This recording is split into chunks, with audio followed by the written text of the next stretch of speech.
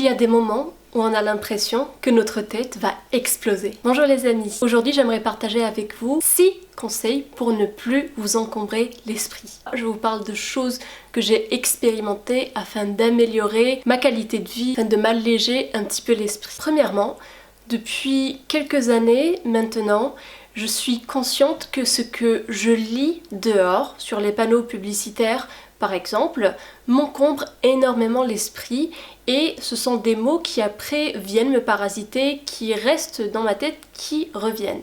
Donc j'avais décidé de ne plus lire dans la mesure du possible les panneaux publicitaires, les affiches dehors, dans le train, dans le métro par exemple. Et depuis, quand je prends les transports publics, quand je marche dehors, je me sens plus légère, je me sens moins empressée et moins anxieuse. Deuxièmement, arrêter de scroller. On sait qu'aujourd'hui c'est quelque chose qui est difficile à arrêter, c'est comme une drogue, on devrait se sevrer du fait de scroller, de faire défiler les pages, les vidéos sans s'arrêter. C'est quelque chose que j'ai réussi à faire pour ma part, car j'ai compris que le fait de scroller anesthésier en quelque sorte mon esprit et m'empêcher d'être consciente du moment présent. Et derrière le fait de scroller, il y a parfois des choses qui nous dérangent, des choses qui nous font mal, qui se cachent. Mettons par exemple que je viens de recevoir une mauvaise nouvelle ou que je viens de me disputer avec un membre de la famille que j'aime et que juste après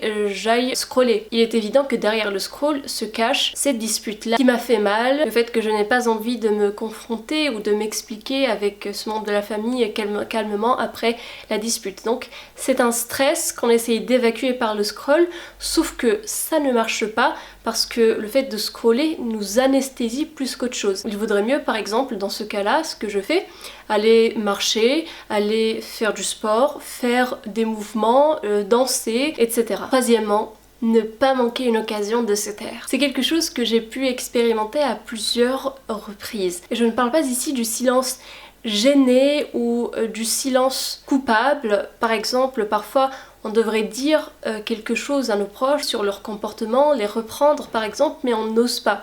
Donc c'est un silence de peur, peut-être un manque de fermeté, la peur de la réaction de l'autre. Il pourrait y avoir plusieurs raisons à cela. De mon côté, je parle du silence quand par exemple on sent qu'on a envie de faire une critique en vain à quelqu'un alors que ce n'est pas le moment. Quand on sent que c'est juste notre ego qui voudrait nous déresponsabiliser de quelque chose, alors on essaye de se justifier que la meilleure chose à faire parfois c'est tout simplement de garder le silence. D'autres fois aussi où on médit, où on parle derrière le dos des personnes.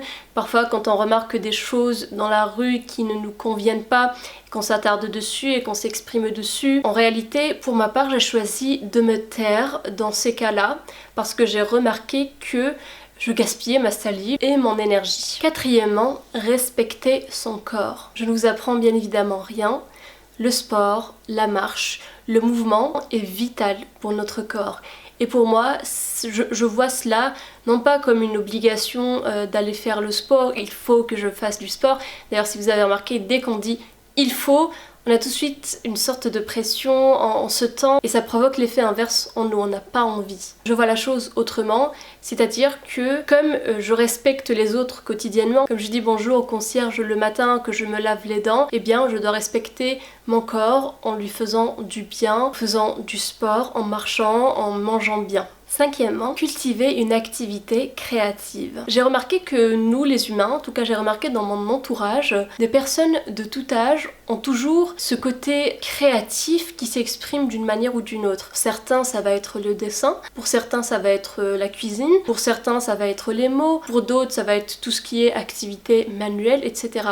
Nous avons au fond de nous, en nous, ce côté créatif que nous ne laissons pas s'exprimer parfois par manque de temps. On peut travailler toute la semaine et puis le week-end se reposer mais sans forcément encourager en soi, faire sortir cette fibre créative qui est en nous. Je pense que ça peut être vraiment l'occasion, pourquoi pas, de pratiquer une activité reposante. Et si notre travail est très cérébral, va nous permettre de nous recentrer sur notre corps et de nous détendre un petit peu l'esprit. Si au contraire on fait un métier plutôt manuel, plutôt artisanal, eh bien on pourra peut-être prendre un petit moment pour lire par exemple, pour écouter de la musique, pour cuisiner un bon plat. Sixième et dernier conseil que j'ai expérimenté, cultiver le silence. Je vous disais tout à l'heure, ne manquez pas une occasion de vous taire. C'est différent avec le silence que j'ai expérimenté avec ce sixième conseil parce que ça va être le silence qu'on va encourager en nous-mêmes. Quand par exemple nous sommes seuls et qu'il y a cette envie, cette petite chose qui nous gratte au fond de nous pour aller prendre le portable par exemple ou bien pour allumer un podcast.